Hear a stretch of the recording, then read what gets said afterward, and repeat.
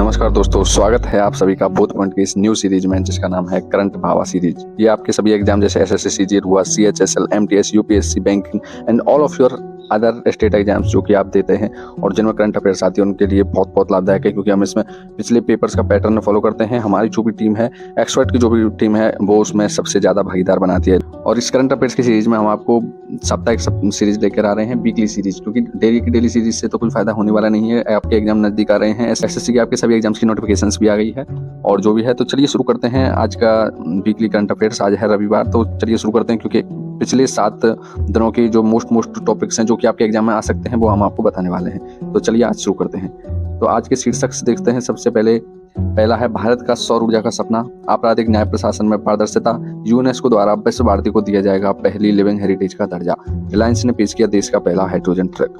अगला पेज पर हम जाते हैं तो वहाँ पर हमको दिखता है निसार उपग्रह लॉन्च तिथि घोषित की गई है, अश्विनी वैष्णव द्वारा डिजिटल भुगतान उत्सव का किया जाएगा शुभारंभ, खेलो इंडिया विंटर गेम्स के 3रे संस्करण का आगाज हो चुका है। और अगला है गूगल आर्टिफिशियल इंटेलिजेंस आधारित चैटबॉट को करेगा लॉन्च। सबसे पहला आपका टॉपिक आ जाता है भारत का सौर ऊर्जा का सपना।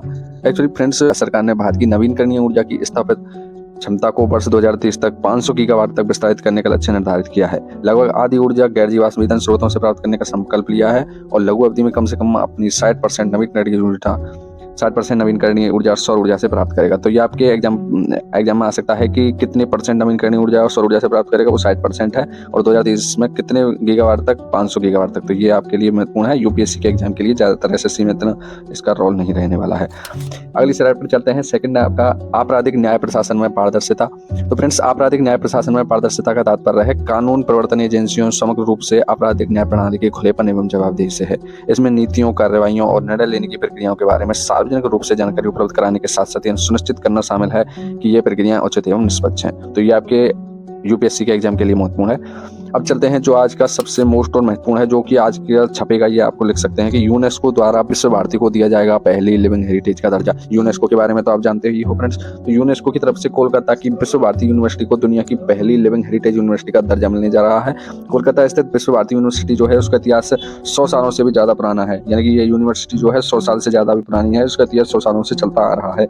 विश्व भारती यूनिवर्सिटी की स्थापना 1921 में नोबेल पुरस्कार विजेता कवि, दार्शनिक और सांस्कृतिक नेता जो आपके रविंद्रनाथ टैगोर हैं, जिन्होंने जनगण मन की रचना की थी, आपको पता है, उन्होंने इसकी स्थापना की थी विश्व भारती यूनिवर्सिटी की। भारत की सांस्कृतिक विरासत को संरक्षित करने और बढ़ावा देने में विश्वविद्यालय की भूमिका को मान्यता देने का यह दर्जा दिया जा रहा है।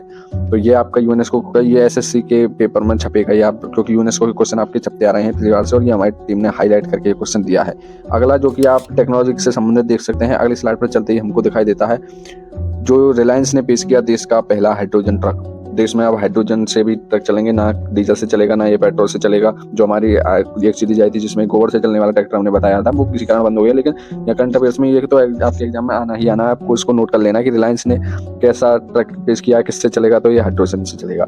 और किसके साथ मिलकर, अशोक लेलैंड जो कंपनी है जो पहले से ट्रक बनाती है और जो बड़े बड़े वाहन बनाती है, उसके साथ मिलकर इसने कोलैब किया है रिलायंस इंडस्ट्रीज ने, और इसने देश का पहला हाइड्रोजन ट्रक बनाया है। यह देश का पहला H2ISC टेक्नोलॉजी वाला ट्रक है। इंडिया एनर्जी वीक में प्रधानमंत्री नरेंद्र मोदी ने इस ट्रक को हरी झंडी दिखाकर रवाना कर दिया है फ्रेंड्स। चलिए चलते हैं अगली स्लाइड पर, और हमको दिखता है निसार उपग्रह लॉन्च की तिथि घोषित की है। अभी सितंबर में ये करंट का क्वेश्चन बन जाएगा, लेकिन हाँ ये आपको बता सकता है कि कब तिथि घोषित हुई, कौन से माह में है। तो ये आपका निसार उपग्रह की तिथि घोषित है, सितंबर में ये लॉन्च किया जाएगा। National aeronautics and space administration NASA और इसरो द्वारा संयुक्त रूप से विकसित एक पृथ्वी अवलोकन उपग्रह है ये, और इसको सितंबर में संभावित प्रक्षेपण के लिए फरवरी 2023 के अंत में भारत भेजा जाएगा। तो ये आप देख सकते हैं फ्रेंड्स। अगली और ये जो निसार वाला आपका जो पिछली स्लाइड पर चलते हैं, निसार वाला जो यह है, ये एसएससी के लिए बहुत बहुत महत्वपूर्ण है। ये आपके एग्जाम में आ सकता है। अगला चलते हैं अश्विनी वैष्णव जी के बारे में महत्वपूर्ण सूचना है। ये अश्विनी वैष्णव जी ने डिजिटल भुगतान उत्सव का किया शुभारंभ। अश्विनी वैष्णव जी ने कहा है कि 9 फरवरी से ये 9 अक्टूबर तक चलेगा, और डिजिटल भुगतान उत्सव में हमारा ध्यान खासतौर से दुर्गम सुदूर स्थानों में रहने वाले जो इसमें शामिल करने हैं, और इसमें छोटे व्यापारी, रेहड़ी पट्टी पर रहने वाले व्यापारी को भी शामिल किया जाएगा। तो ये आपके बारे में, ये एसएससी में ये आ सकता है। एसएससी का जो एग्जाम आ रहे हैं एमटीएस, सीएचएसएल। और चलिए आगे की स्लाइड पर चलते हैं। तो please thanks for watching friends and subscribe now to continue series. Please subscribe and press the bell icon, क्योंकि हम आपके लिए ये सीरीज सीरीज कंटिन्यू रखने वाले हैं, जो कि हमारे एक्सपर्ट्स बनाते हैं। इस सीरीज को जो भी साप्ताहिक हम आपको ये सीरीज देने वाले हैं, और जो भी महत्वपूर्ण करंट अफेयर्स के क्वेश्चंस हैं जो कि आपके एग्जाम्स में छप सकते हैं, वो हम आपको देने वाले हैं। तो please subscribe the channel and इस सीरीज को पूरा देखिएगा। और आप कमेंट सेक्शन में बता सकते हैं कि हमसे इसमें क्या गलती हुई है, क्योंकि पहली वीडियो है तो थोड़ा आपको बोलने में भी और जो भी है थोड़ा दिक्कत आएगी, इसके लिए हम क्षमा चाहते हैं। तो चलिए आज का ये टॉपिक यहीं पर खत्म करते हैं। ये मिनिमम हमारी 10 मिनट की रहने वाली है, और इसमें से आपके क्वेश्चन छपेंगे। आपने ज़्यादातर देखा होगा 1-1, 1.5 घंटे आप करंट अफेयर्स पढ़ते हैं, लेकिन उसमें से भी कुछ नहीं आता। तो इससे आपका टाइम बर्बाद करने से इसमें कोई फायदा नहीं है, क्योंकि करंट अफेयर्स जो है मेन टॉपिक्स पढ़ने होते हैं, हमको टॉपिक वाइज केस स्टडी करनी होती है, तभी उसमें से आ सकता है। और टाइम को बर्बाद करने से कोई फायदा नहीं है। इतना हम करंट अफेयर्स में 1-1.5 घंटा लगाते हैं, उतना हम हमारे अगर बाकी सब्जेक्ट्स में लगाते हैं, जैसे आपकी इंग्लिश हुई, जो कि अभी मैंने स्कोरिंग सब्जेक्ट कर दी गई है एमटीएस में, इंग्लिश हुई आपकी, मैथ्स हुई, तो इनमें अगर हम इस टाइम को देंगे तो बहुत हमारा फायदा होगा, क्योंकि करंट अफेयर्स क्या है कि टॉपिक्स वाइज पढ़नी होती है हमको। तो यही है। चलिए हम आपको टॉपिक्स वाइज करंट अफेयर्स देते रहेंगे। प्लीज चैनल को आप सब्सक्राइब कर लीजिए और इस सीरीज को हम कंटिन्यू ताकि हम इस सीरीज को कंटिन्यू रख सकें। तो धन्यवाद, थैंक्स फॉर वॉचिंग।